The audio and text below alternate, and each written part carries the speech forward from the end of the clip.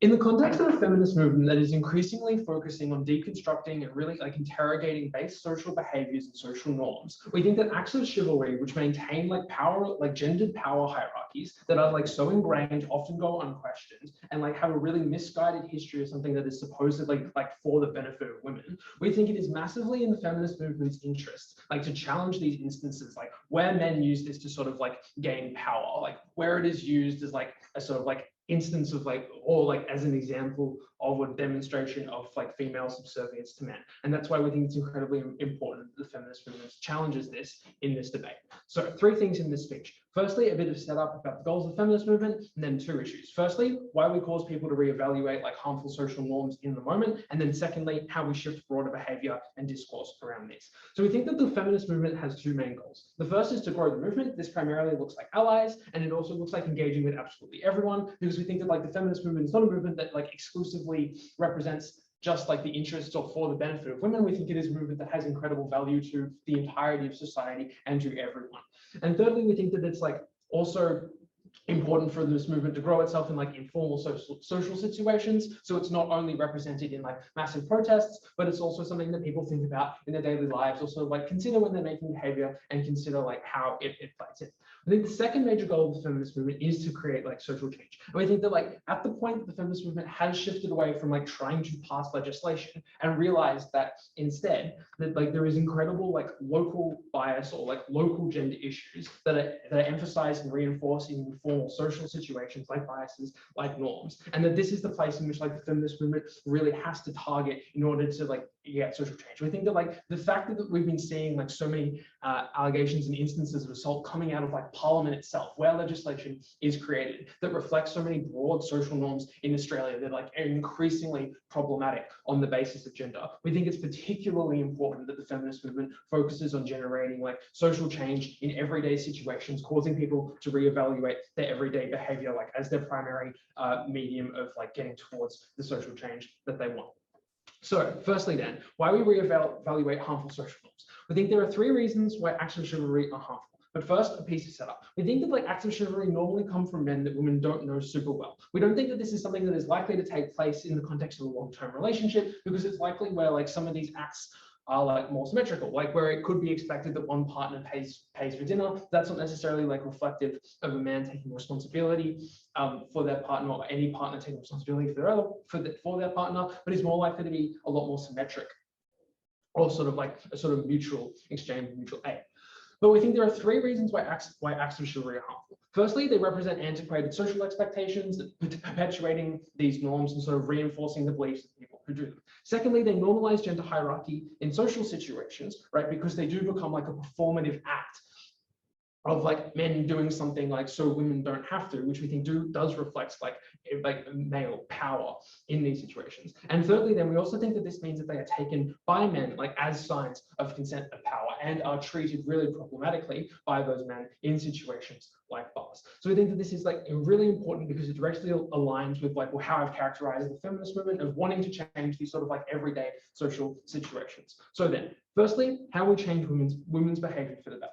Firstly, we think that like this is probably something that a lot of women like already intuitively struggle with, but like because of the way that power can often play into these situations, like possibly have less capacity to act on in the status quo. We think that like an endorsement by the feminist movement for outright rejecting these sorts of behaviors means that women are likely to be more confident and are more likely to feel validated in doing so. Secondly, we think that we also like change the social pressure to be obliged. So for women who have grown up in social situations like where this is the norm, who have sort of just learnt over their lives subconsciously that this is how like women behave, we think that we give them a really good opportunity to sort of like unpick these ingrained like behaviors of subservience and sort of crack open that dialogue and give more chances for everyone to interrogate sort of those sorts of behaviors. So thirdly, then, why we change men's behaviors. Firstly, we think that there are in most situations, like men are doing this for social reasons, like to sort of like cultivate a sense of social prestige. And so we think that they're like therefore like particularly receptive to being rejected, because we think that this is something that will likely like humiliate these men to a small degree, or like they are being outright rejected by these women. And so we think that they will be like particularly receptive to this change. Secondly, we think that if you are using these as like a tactic to try to like pick up women in bars or something, you generally get less creepy because you realize that it won't work. So we think that like for men who do just use this like purely as a form of like gaining power, we think that at the point at which like women are more likely to reject that, we end up with like less creepy men like smiling at women from across the room and like offering to buy them drinks or holding the door when they don't even know them. Thirdly, we think that we generally cause people to question their behavior more, because we think that there are lots of times like where this is done subconsciously, where it is done as a social norm, where it is learned. And we think that like this shock of rejection and the shock of the discourse coming out of the feminist movement is more likely to cause people to reevaluate these norms, is more likely to sort of bring them to light and cause people to consider them more deeply, more deeply, and interrogate their beliefs and their biases to a greater extent. So secondly then, how we shift broader behavior and discourse.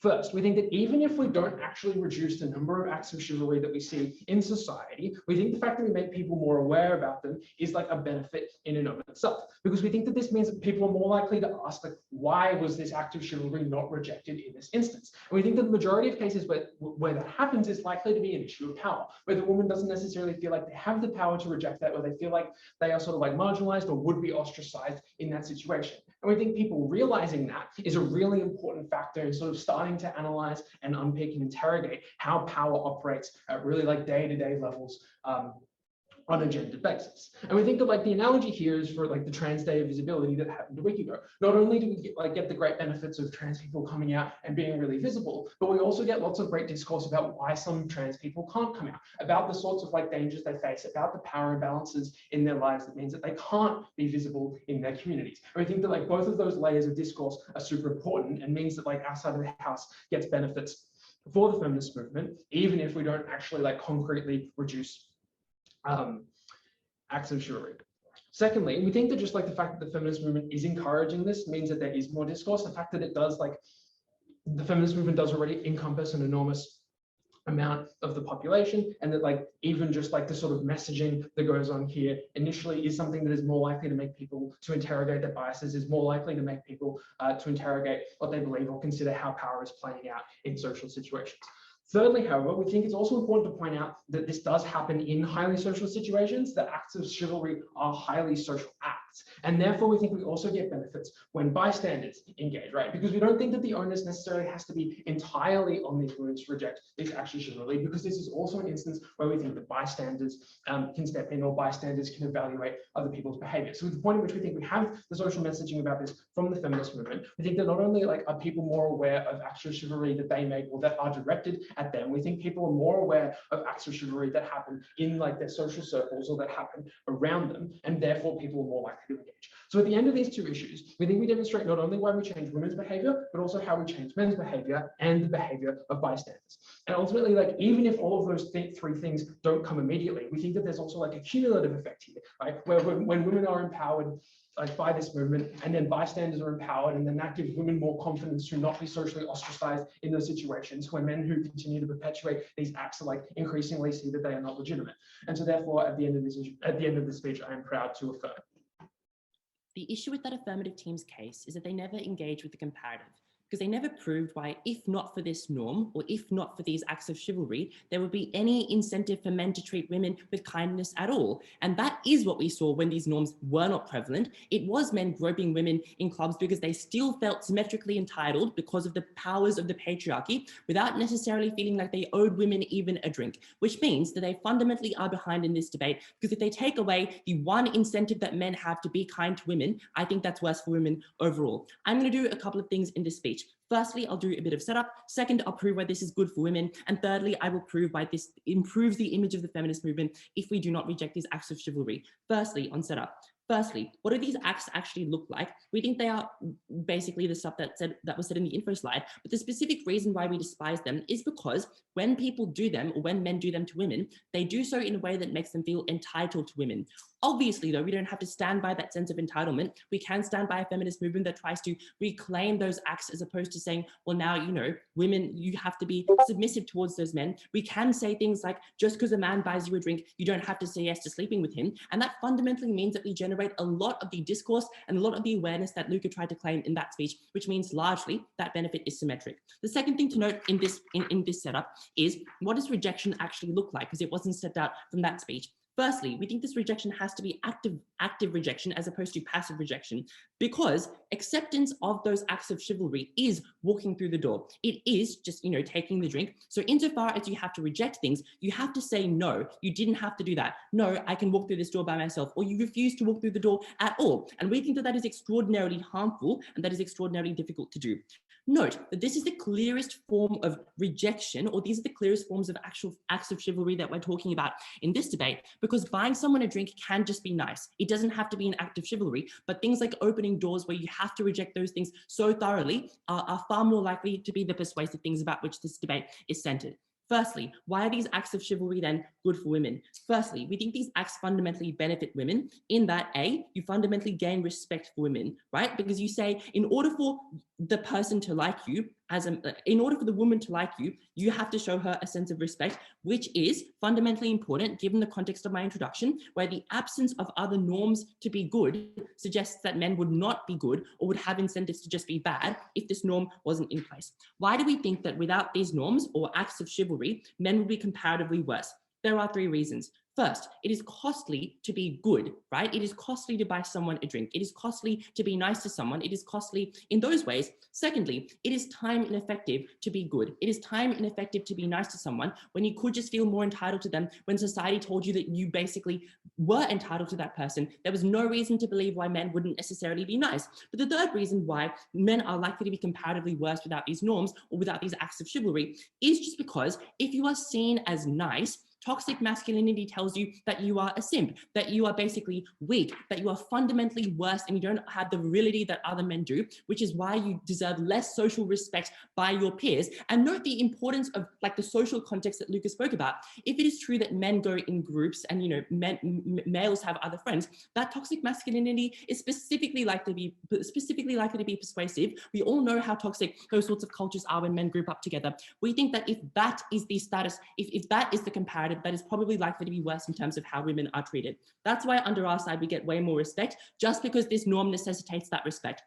But secondly, we think that these acts of kindness and goodwill are fundamentally better for the material improvement of women's lives. And note that both of those benefits that we're going to give you significantly outweigh the nebulousness of the discourse impact that they gave you from first affirmative. So we note that this fundamentally improves materially your life because there is this, especially because there is no cost to this kindness, right? You can accept a drink as a woman. And if you are told by the feminist movement, well, you don't have to sleep with this person, you don't have to sleep with that person, and there is no cost to that acceptance or that gesture, you can just walk through a door. It literally saves you effort.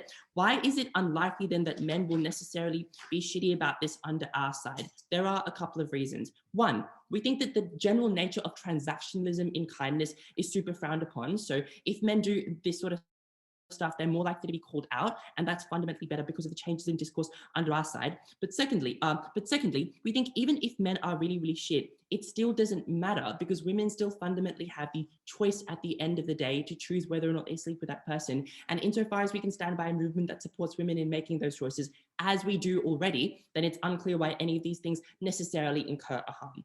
Note that if we prove significant benefits to women, as I already just have, then the feminist movement should obviously support this. And insofar as we can claim the benefits of discourse that they can claim, because obviously we just have other things that generate discourse as well under our side, but we can also claim more respect for women and just better material conditions for women, especially in these social environments where they are probably intimidated and stuff like that. We think that that is fundamentally better and the feminist movement should support it. That's why we're already ahead. The third reason, though, however, as to why this is better for women is because it allows women to avoid confrontation. That is the stuff that I told you in my setup. That is to say, acceptance is walking through the door, but rejection is calling it out. And if you believe that men are super intimidating, it's difficult to force women or coerce women to reject those sorts of stuff because that's very intimidating, especially if there's a large group of men behind that one man that's offering you a drink or behind that one man that's opening the door for you. So we think at the point that that is true, at the point where it's difficult to reject people, women can avoid confrontation better and just accept nice gestures.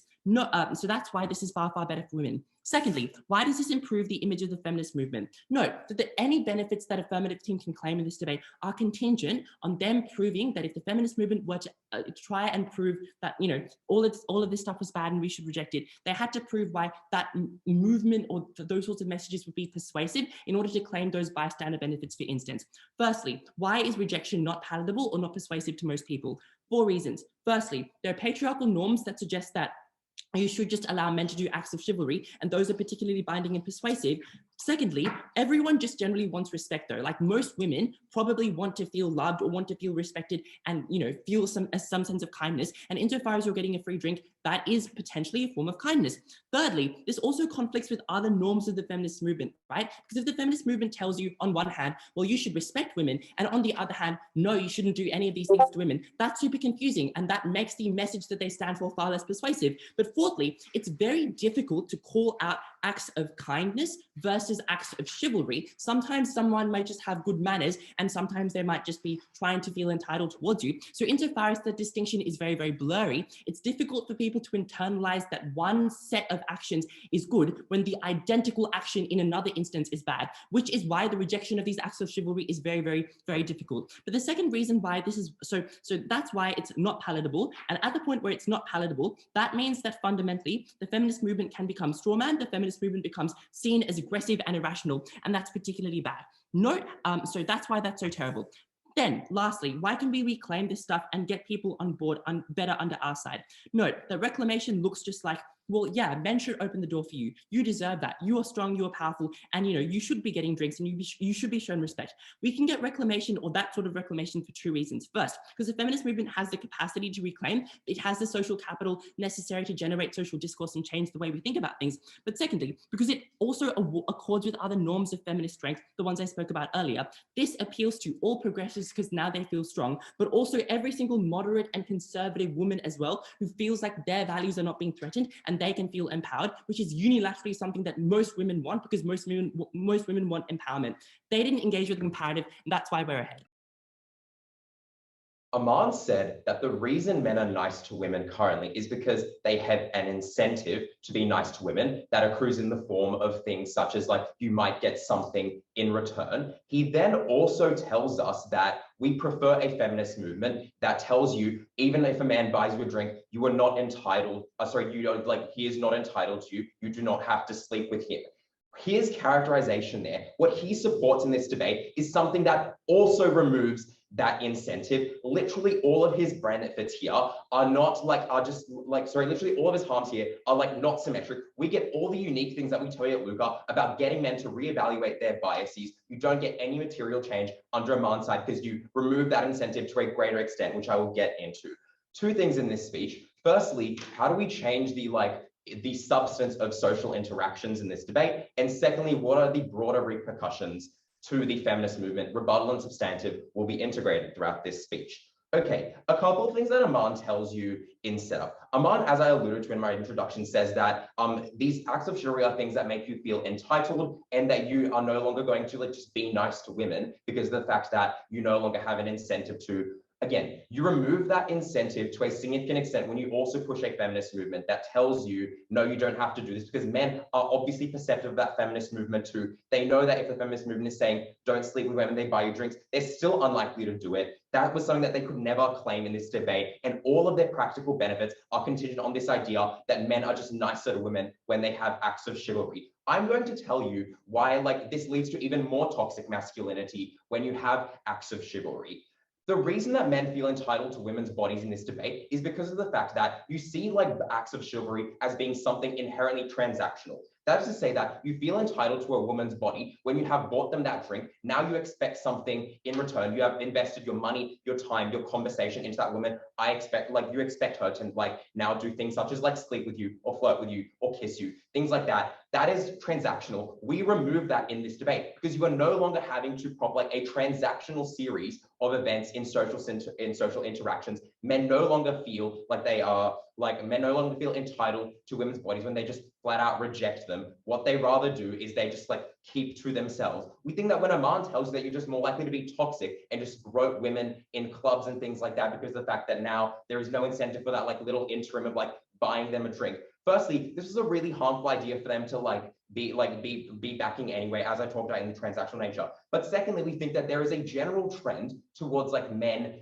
just not doing these things, or if they do, getting heavily called out by both women and by men. That is to say that if you see your friend groping a woman in a club, you're most likely to tell them to stop. There is a huge social movement right now telling men to stop doing these things. They face backlash from their friends. They face backlash in the form of potentially being called out by other people. It's really like, it's a thing that is currently like on the increase. We thought this was something that was already going to like be happening in this case. We weren't going to be getting like significantly more men groping women in clubs. But also, I think that it's important to say that like the kind of men that like grope women in clubs and that sort of thing are like symmetric in this debate, right? They can't say that you're going to like that we're now going to get an increase of like men groping women, because those men still exist under your side of the house. Those men that are groping women are probably ones that feel entitled to you no matter what, because of the fact that you are just see women as objects in this debate. Whether or not you buy them a drink, you still feel entitled to them. Those are the men that were going to just grope women regardless of whether or not they bought them a drink in this debate. We've got much worse toxic masculinity under their side of the house because you view these relationships as transactional. You feel entitled to women as objects that you have purchased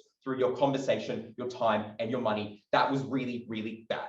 Okay, now they tell us a couple more things. They tell us that you get a material improvement in women's lives because you get just like things for free. Okay, I think that the extent of that is like true, but the material improvement that you get is as a result of men, which just feeds into the idea that you are like subject to the will of men in this debate. That is something that is outweighed by the negative social narrative. You might get like $10 like greater in your bank account, but you also get like that creepy man like lingering behind you, breathing down your neck. Not something that we were happy to back in this debate. They tell you that we have other discourse in this debate, and that's something that we're really willing to back. Again, we get like significantly better discourse because, as Luca tells you, and as was like vastly unresponded to by Aman, you get significant reevaluation of your internal biases. I think that this is really analogous to the ways in which people respond to movements such as like social movements regarding race, right? Because if there is like a norm that is being challenged, especially like throughout social media, you are seeing these posts, you are doing things that are going to make you reevaluate those biases because of the fact that literally your whole Instagram like line of stories is things talking about that. You actually get a change on the outside. That is like significant in this debate. It's not something marginal. That was really dismissive of Aman. Okay, I'm going to give my substantive contribution now as to why we actually allow men further into the movement onto our side of the debate. Panel, there's one thing that I want you to note here as a thing of setup. I want you to note that like allowing acts of chivalry doesn't like make men feminists under their side of the house, right? At the very worst, like under our side, you just don't alienate men because you just have less of those interactions. We think that this is because like if men's acts of chivalry are accepted, then like women likely are going to like reject their further advances, such as like sleeping with them and things like that. What that leads to under their side of the house is really harmful rhetoric. That girl is like a tease. That girl is a gold digger trying to get like my money out of me to buy her drinks. That is not something we backed in this debate. That is something that is exclusive to them. We change all of those like pieces of rhetoric onto our side. We change the norm at the root, even if the net claims that this makes men hate like women. That is not different on their side. Men hate women when they like stop, like reject them from sleeping with them after they bought them a drink. That is significantly worse on their side. We get all the unique benefits. Now panel. Men do not tie the rejection of these acts of chivalry to things like the feminist movement. That is to say that these acts operate within like a social like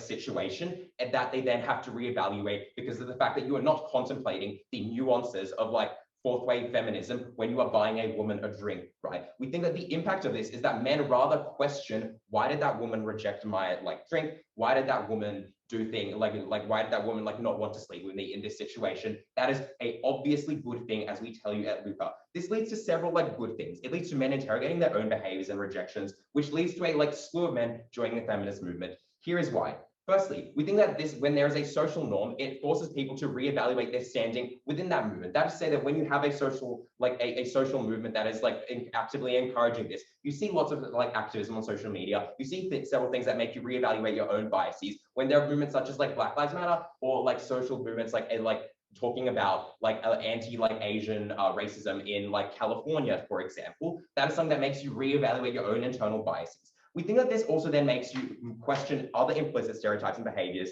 in a much more important way. It makes you much more palatable. I'm going to talk now quickly about what the benefits to feminism are.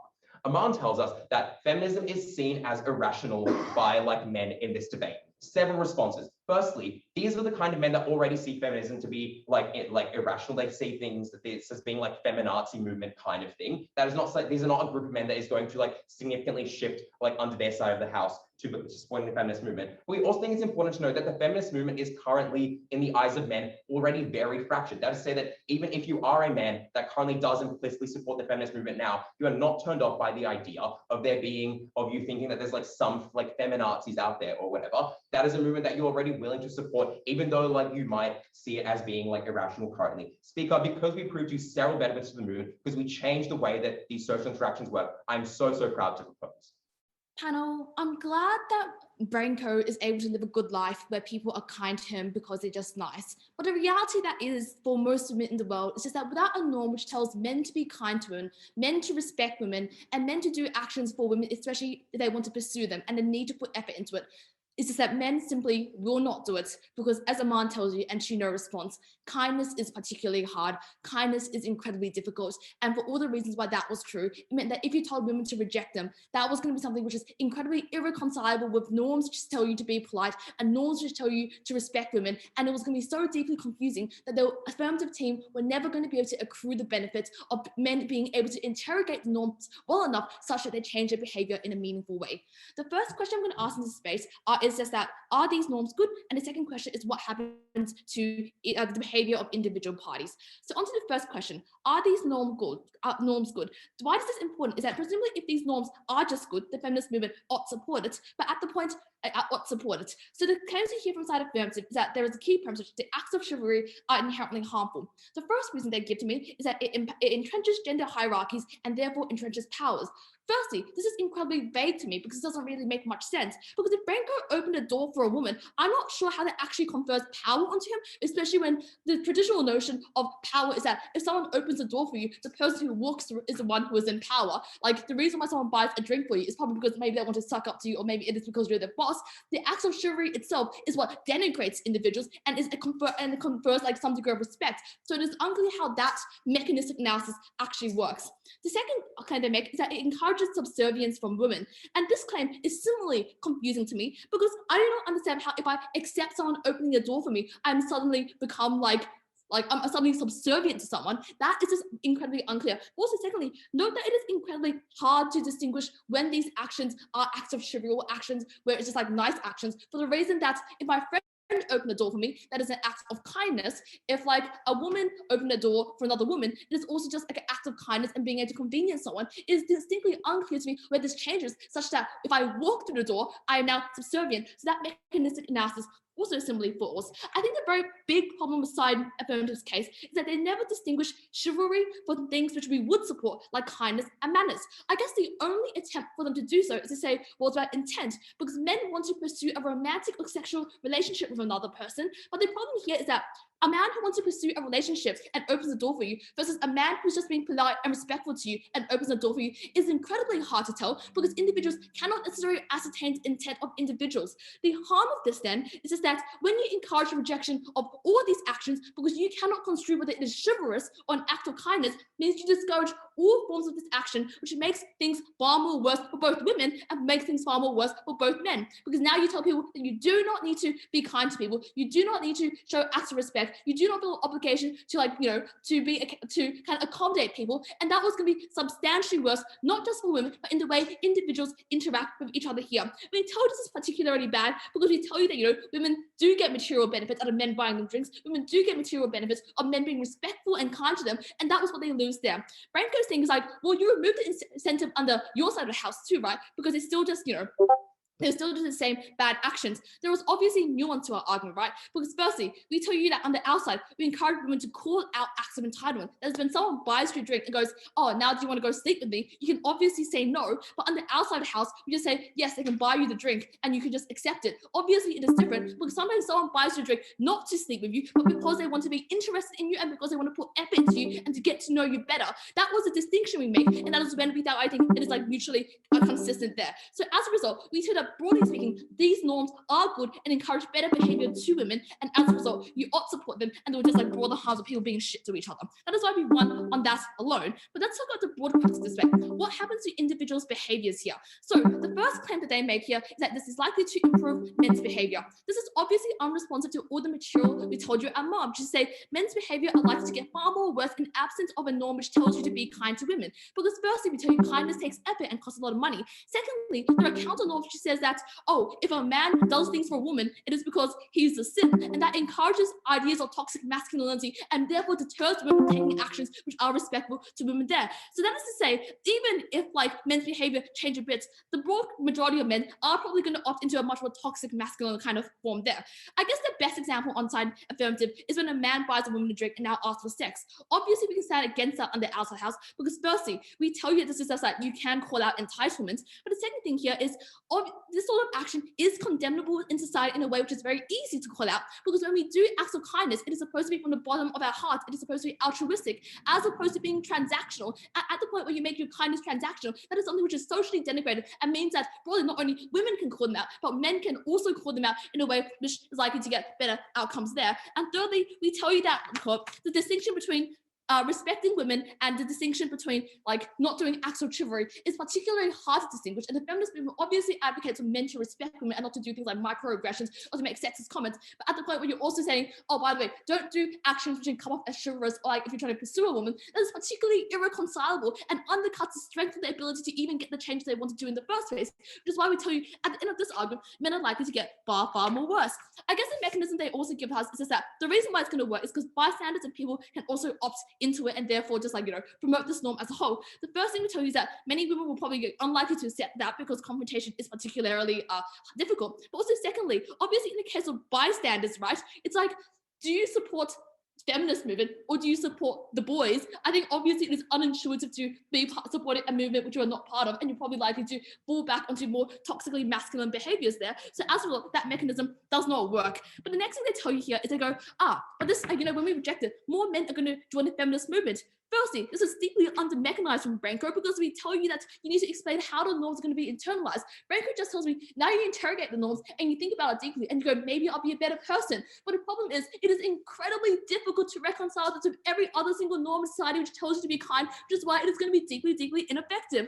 I think therefore, as a result, they just simply cannot claim many benefits inside of the house, and as a result, and men's behavior are going to get far, far more worse there. But now let's talk about what happens to their main claim about women's behaviors, and now they stand up for themselves and they won't be obliged to accept things, right? So firstly, we established you're going to get the same outcomes on the outside by saying no to entitlement. But secondly, we know it is particularly hard for women to opt into this because it violates everything which society tells them to do. Whether it is firstly that you should be polite and you should treat people with kindness, or that secondly, that the fact that it is incredibly confrontational. It is very hard for you to say no to someone. It is very hard when someone opens a door and you go, no, sorry, I'm not going to walk through the bloody door. Or alternatively, when someone goes, ladies first, you go, hey, that's sexist. It is particularly hard. And the implication of that is that many women probably will not opt into this. And this is particularly important because in absence of women following through with their actions, it means the feminist movement is like, this does not make sense to many people because it makes the movement look irrational at the point where women cannot follow through and they're advocating for something which is like, say no to all of this. But secondly, it also just means side negative affirmative. We never get the practical impacts they want to do because it was contingent upon behaviors changing in a substantial manner. The last thing they tell you about is discourse, but this was unimportant. Obviously, we can talk about things in like a complex way. We can talk about discourse in terms of microaggressions. We can talk about discourse in terms of subconscious bias. We can talk about discourse in terms of entitlement. It's unclear why this is something which is going to encourage broader discourse, which is going to be largely beneficial. And just that secondly, like it specifically does not help because it increases the perceptual harm to tell you about the feminist movement being super irrational, being super aggressive. And that was what was going to alienate people and make them think this is a movement you do not want to be part of. So as a result, at the end of the speech, like, Branko, I'm really glad you treat women with respect, but most women do not. And as a result, we cannot have this, feminists ought not support this. Panel, the problem with the opposition's case is that there is a massive tension within it. They tell you that acts like opening a door does not enforce a power balance or does not draw upon the historical hierarchy which the patriarchy has created. If that is true, then there's literally no incentive for men to be doing these acts of chivalry, right? If you have no reward, if men are getting nothing out of it, then why would they be doing these things, right? So that's what we thought didn't make sense in the opposition's case. And it all comes back to the idea that these acts are inherently transactional. Men get things from these acts, and that is why they want it. One, men getting things from women probably isn't the main goal of the feminist movement. But two, we think it puts women in a much worse position and allows men the opportunity to not engage with the problems that women are facing in society and not change. There are two main questions in tonight's debate. What is like, how does this affect like the behavior of the like main stakeholders? And secondly, how does this impact like discourse and like the image of feminism, and how are we able to like have good outreach and maybe accrue more allies, which is a major concern in tonight's debate. So the first sub question under the issue of like, how does this change how people act, is really just the base question is chivalry like an inherently harmful idea? We gave you some like really like good material, and they've only responded to one of them. The first thing they responded to was the fact that we told you this normalizes social hierarchies, and that's like something the feminist movement should inherently distance themselves from because of their goals of like changing that stuff, right? They told you that, no, that doesn't make any sense. Chivalry, if anything, denigrates people, and it doesn't actually create this power imbalance. This is what I was alluding to in my introduction. If there's no power imbalance, men have no incentive to do this, which means that there has to be some other mechanism, and that is the fact that it is transactional. So we think that there is actually a power imbalance that is being created, but even if you don't believe that, all that shows is that it's transactional, which is bad. And I'll go on to talk about transaction later, right? But the main thing they haven't responded to, and the reason that Kat and Aman haven't responded to this, is the fact it's our strongest material and what wins us the debate. And it's that this is taken as a sign of consent and power, right? When men trade things, when men give up things, like what they said that this was like costly, right? So under their characterization, when men give up a cost, they expect to be rewarded. We think it is like a very common thing for men when they invest like lots of this stuff in women, which they believe is like a step towards like a relationship or something. They're expecting some sort of outcomes there. We think this gets even worse when women aren't rejecting chivalry, because the longer and longer that these chivalrous acts go on, the more like debt that men feel they've accrued, and like the more they feel like they owe. So at the point where women finally do reject the advances of the men, when they've been accepting chivalrous acts, that's like a much larger harm, because men feel like they've owed so much because they've given up like such a big cost as the opposition characterized, right? So we thought because it was inherently characterized as a transaction or enforcing power imbalances, that this was like a really harmful thing, because it like makes men think they like are entitled to something, but like also it like sets back the feminist movement's goals of uprooting social hierarchies. So we thought it was quite harmful. So on to the next sub question of like, how would this change the like awareness of the outcomes for women, right? They told you that there's like a material benefit, you know, you get drinks, doors open for you, that's nice.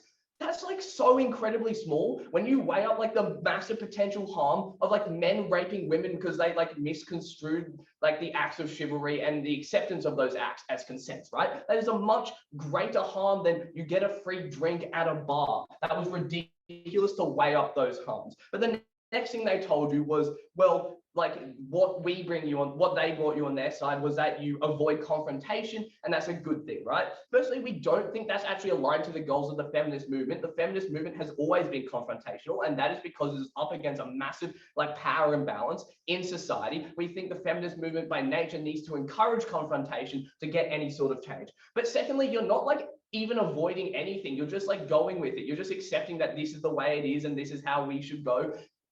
Confrontation is not necessarily bad, and you're not actually even avoiding it, you're just accepting it, right?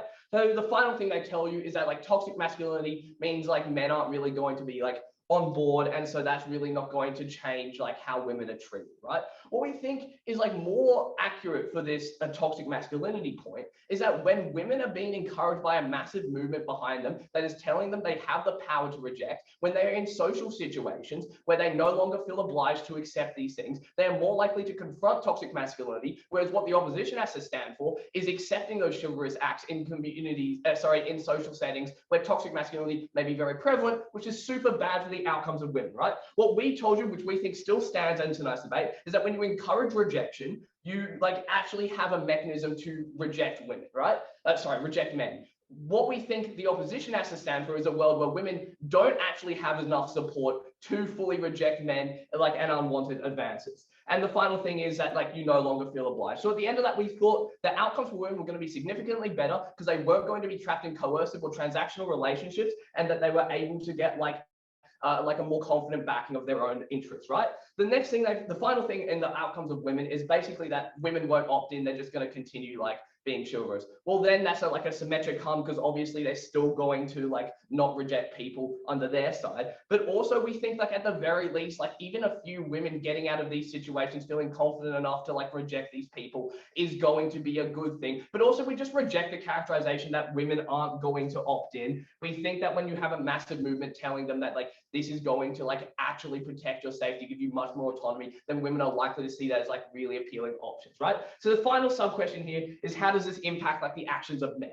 So firstly, they tell you it's really costly to be good. So like they're not going to be good without any reward. One, that's an inherently like really harmful thing, like message to push that like, men will only be good if there's like some sort of reward for them. Like we think there's an inherent respect that we need to teach men to treat all people. Secondly, we think there's a tiny cost. Thirdly, we think that like men manage like non-transactional relationships with other men, so it shouldn't be such a hard concept for them to wrap their head around. And finally, they have an emotional incentive to like invest in these women and actually treat them with proper respect due to the fact that like people want relationships and they just like generally want to be liked in society. So we didn't think it was like this cost was going to be so massive that men was going to completely reject this. And the final idea of like they don't want to be seen as a sim, I think the difference here is that there's obviously like a very big difference between like surface level simping, like opening doors, I don't know, waving ferns and feeding them grapes, and like what actually like non-chivalrous respect looks like. That's not simping, that's treating another person with basic human dignity and recognizing that you are someone that you want to invest time in. We think that like this like idea of not wanting to be a simp clearly doesn't like impact men's ideas that much because they still have incentives to get in relationships. Men get in relationships now, even though that's a thing, right? So at the end of that, we thought men will change for the better. They're probably more likely to like stop doing these actions because they are actively discouraged from doing these actions. They are being rejected, which is going to be a good thing. We think women are going to stand up for themselves more, and we think that they're not going to be put in coercive or transactional situations, and we think it's just a generally harmful idea that the feminist movement needs to reject entirely. So therefore we think we win the debate just because it does not align with the feminist movement's goals, and we get like massive outcomes for women and men. Onto the like image of feminism really quickly. They told you that it has conflict with other aspects of feminism, like the fact that you have to respect women. Basically the like content here, which I just want to get across, is that there's a difference between respecting women and treating them as something that you like emotionally transact with them to get like good things out of them. We think you're not respecting someone when you're using them to get benefits, and that is why I am so proud to affirm. Let's respond to James's strongest material, which is why these norms are, or these acts of chivalry are innately harmful. The first thing to point out is just how under-mechanized their entire case is, because they provide no proof, for example, why an act of chivalry means that you are above someone rather than it's a sign of showing subservience. So for example, a man believes a woman is more worthy of acts of kindness and therefore they must act in their favor than it does, for example, saying that you are now entitled or owe me something. Potentially it is, which they never explain in the construction of their case, just the fact that men believe you have to put in effort to be for a woman to respect you, or that we should just be kind to women. That is why they lose the debate, and their strongest material was just never fully explained in terms of the real world or comparative implications of what it actually meant. With that said, 3 questions in this speech. The first is to ask, if women aren't accepting, what actually is the alternative? Which is important because they try to ignore our harms by saying, and only at first affirmative, I would note, no engagement from second or third, just that if it's not accepting, it's just ignoring. And they have very assertive reasons for this, because we obviously tell you if you're not accepting, you're actively rejecting. The first thing they say is that you can just avoid this act of chivalry and avoid engaging with it without actually actively rejecting someone. But Aman shows in his setup, which then receives no response, why obviously this has to be an active rather than a passive rejection. And examples of how this happened clearly spell it out, because as Kat also repeats, if someone opens a door for you, you have to literally say, oh no, you can't do that. That is actively rejecting someone. That's humiliating someone who has just showed you an act of kindness. Then they say you get solidarity from bystanders because men will also be on your side and therefore they will like take your side and say this act of chivalry is bad. There is no proof for this. There are obviously 3 reasons why it's wrong. First, You won't be interacting with feminists who can provide you solidarity. And that's because, for example, if you're on a date, then obviously like when active chivalry are involved, then you're on a date with a man. But also if you're in the workplace, obviously fellow feminists are vastly outnumbered by just a large amount of peers who are male or just who are women who aren't feminists. Second, they won't be male allies. And Aman gives you the reason here, which really receives no response, which is firstly, the fact that you are confused. You're confused because often a man might just be showing you basic kindness and believe they would like open the door for a man or a woman, and they're therefore confused by their manners, which they've been taught has been mistaken.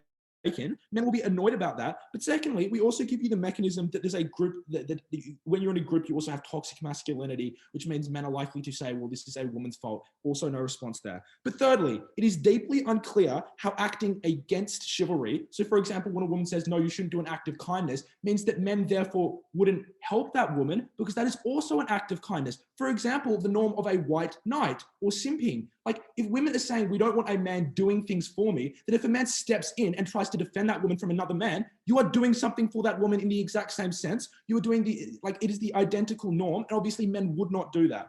That is the extent of their analysis here, and the impact of this issue and winning it very clearly is enormous because it means the comparative is actively rejecting someone. All our harms are amplified and women will be seen as much more aggressive, but also women must stand up for themselves by themselves all the time, which is an enormous personal burden to place on them.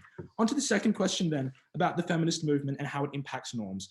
The opposition stake their case here, but I also want to note at the top of this issue that our harms of rejection or aggression obviously impact this, and they never actually contend with the true comparative in this debate then. They just pretend you are ignoring it. But secondly, if they don't prove how they fix norms, then the harms to women themselves are enormous because they are confronted perpetually because men will still do these acts of chivalry. If you don't change the norms, chivalry still happens and women have to reject men all the time, which is an enormous personal benefit on them.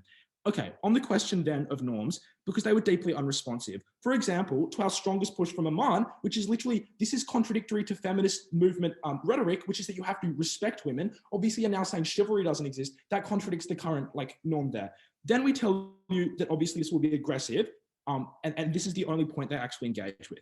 The first response is from Second Affirmative, who says that feminazi haters will still exist on either side. Our point was obviously you made more men feminazi haters because men feel personally offended. Because obviously when your chivalry is rejected and when your kindness is misinterpreted, that means it hurts you, you're humiliated in front of other people, and you're confused why this has happened. And this undermines their analysis because their big push is just that men will interrogate and introspect their own actions. But the question then becomes, when you're rejected, are you going to interrogate your own actions, or are you going to feel offended, and are you going to double down on what you've already double down on your sexist ways because you believe women are rejecting you for no reason? And we give 3 reasons throughout our case why this would make it worse and why men would double down. And these 3 reasons are left totally unresponded. The first is of toxic masculinity or solidarity with other men. The second is that if you feel offended, then obviously the reaction from a person is to not want to admit they're wrong. This is why, for example, people hold their political opinions so strongly. This is why people tweet against each other. People dislike it when they're called out and they want to feel like they're right. They don't want to apologize because that is humiliating. But thirdly, it allows straw manning of the feminist movement, because if you believe the feminist demands are irrational because you are confused personally why your acts of chivalry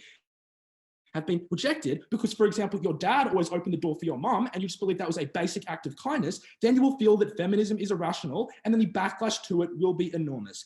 That means the norms are way worse. And the only way they can actually climb back from this is just provide, for example, I think Second Affirmative gives just the isolated and unexplained harm that now women will be perceived as teasers or gold diggers.